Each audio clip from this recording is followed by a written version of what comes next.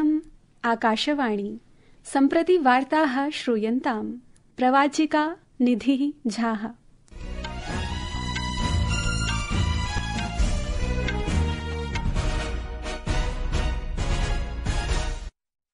आदौ मुख्याः वार्ताः। प्रधानमन्त्री नरेन्द्र मोदी वन्दे मातरम् इति राष्ट्रगीतस्य 50-अधिकैकशततम वार्षिकोत्सवस्य विशिष्ट चर्चा श्वः लोकसभायाम् आरप्स्यति। गोवा सर्वकारः अर्पोरा नगरे अग्निदुर्घटनायां यत्र 25 जनाः मृत्युमुपगताः तस्याः दुर्घटनायाः द्रुतं नक्षं च निरीक्षणार्थम् उक्तवान्। निर्वाचनायोगेन प्रोक्तं यत् विशेष गहन पुनरीक्षण इत्यस्य द्वितीय चरणस्य शुभारम्भानन्तरं मतदातृभ्यः 50 कोट्यधिक आवेदनानि वितरितानि जातानि। देहली विमानस्थानकेन यात्रिकाणां कृते विमानस्थानकं प्रति गमनात् पूर्वं स्वस्य विमानस्थितिं द्रष्टुं सूचना प्रख्यापिता। अपि च क्रीडावार्तासु हॉकी क्रीडायां हॉकी पुरुष कनिष्ठ विश्वकप उपान्त्य स्पर्धायां भारतं जर्मनी देशेन सह स्पर्धिष्यते।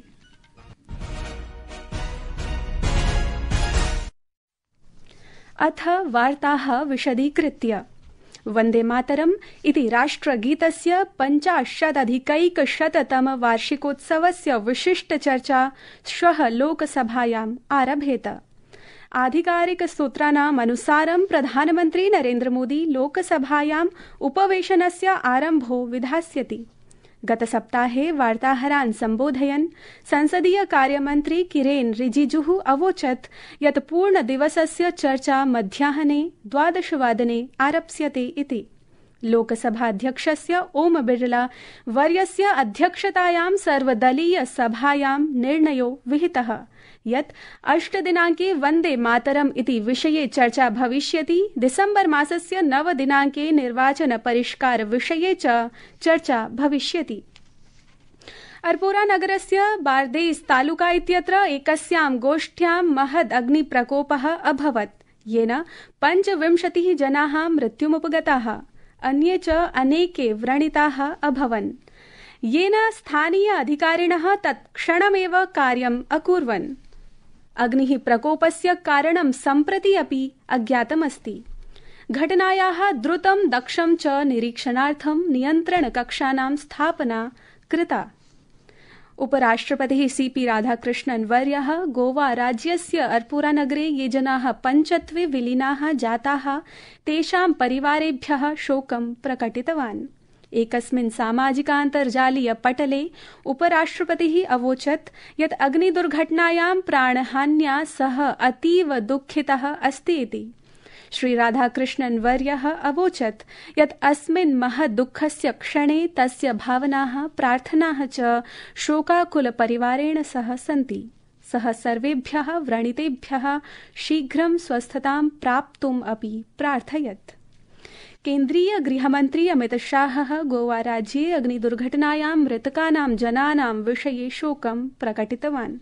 सामाजिकान्तर्जालीय पटले सः अवोचत् यत् स्थानीय प्रशासनम् उद्धारकार्यम् उपशमनकार्यं च कुर्वत् अस्ति तथा च प्रभावितानां कृते आवश्यकपरिचर्यां च प्रददाति। असौ मृतकानां परिवारेभ्यः शोकं प्रकटितवान्। सममेव व्रणिताः शीघ्रं स्वस्थाः भवेयुः इति कामनाम् अकरोत्। निर्वाचनायोगेन प्रोक्तं यत् विशेष गहन पुनरीक्षण इत्यस्य द्वितीय चरणस्य शुभारम्भानन्तरं मतदातृभ्यः 50 कोट्यधिक आवेदनानि वितरितानि जातानि।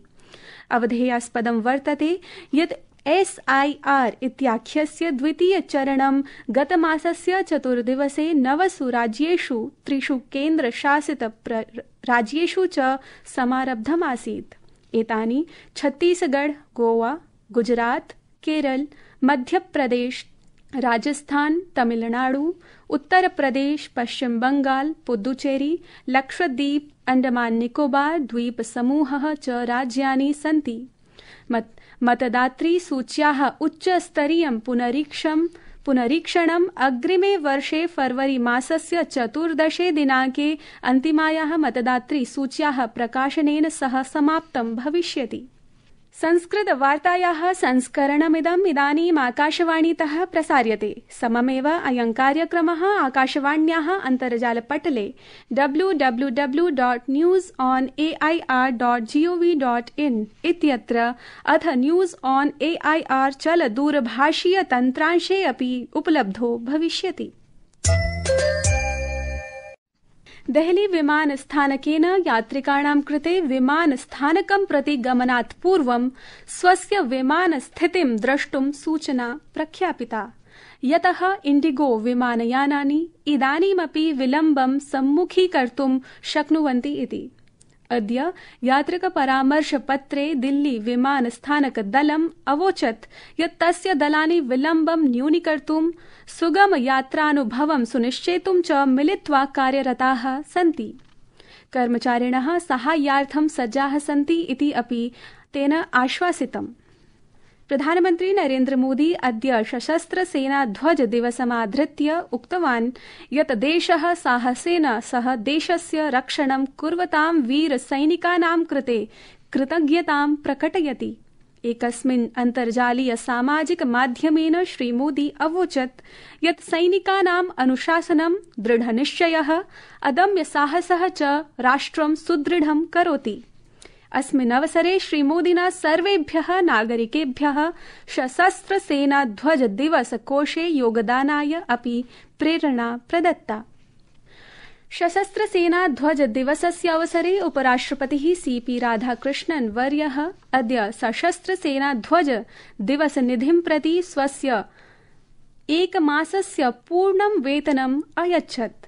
एकस्मिन् जनसञ्चारपटले उपराष्ट्रपतिः सर्वान् नागरिकान् अपि प्रार्थयत् यत् सशस्त्रसेनाध्वज दिवसनिधौ स्वेच्छया योगदानं कृत्वा राष्ट्रस्य सैनिकान् प्रति सामूहिकरूपेण कृतज्ञतां प्रकटयन्तु इति। उपराष्ट्रपतिः CP राधाकृष्णन् अद्य हरियाणायाः गुरुग्रामे ब्रह्मकुमार्याः इत्यस्याः संस्थायाः ओम शान्ति रिट्रीट सेंटर इत्याख्यायाः रजत जयन्त्योत्सवस्य शुभारम्भं कृतवान्। अस्मिन् अवसरे श्री राधाकृष्णन् अवोचत् यत् ब्रह्मकुमार्या इत्यनया संस्थया मस्तिष्के ब्रह्माण्डे आत्मनि चेत्यादिषु विषयेषु ध्यानस्य शक्तिद्वारा गहन सत्यं प्रकाशितम्। सः अवोचत् यत् ब्रह्मकुमारी इत्यस्याः संस्थायाः सतत प्रयासैः भारते विश्वे च असंख्य साधकानां कृते शान्तिः, सात्विकता, आध्यात्मिक जागरणं च अभवत्। The Brahmakumaris have played a commendable role in continuing this great tradition. You have brought peace, purity and spiritual awakening to the searching souls and the minds of millions of people in Bharat and abroad. I appreciate the tireless service of the Brahmakumaris. सीमा सुरक्षा बलेन विगतेषु 24 होरासु अमृतसर, तरनतारन, फिरोजपुर क्षेत्रेषु विभिन्नाभियानेषु पंजाब सीम्नि heroin इति मादक द्रव्यं, भुशुण्डिका, गोलिकाश्च स्वायत्तीकृताः। सहैव 3 drone विमानानि च निपातितानि। गतरात्रौ ड्रोन यन्त्रस्य सञ्चारं श्रुत्वा सुरक्षाकर्मिभिः एकम् अन्वेषणाभियानं समारब्धम्।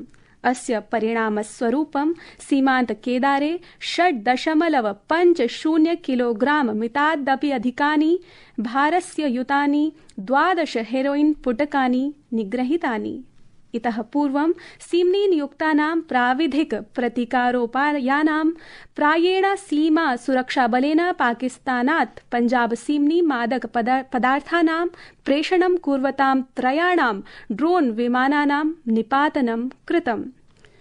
हॉकी क्रीडायाम् अद्य सायंकाले चेन्नई नगरस्य मेयर राधाकृष्णन् हॉकी क्रीडाङ्गणे FIH 25+200 हॉकी पुरुष कनिष्ठ विश्वकप इत्यस्य उपान्त्यस्पर्धायां भारतं जर्मनी देशेन सह स्पर्धिष्यते। भारतीय समयानुगुणं सायं 8 क्रीडा इयम् आरभ्यते। इति वार्ताः।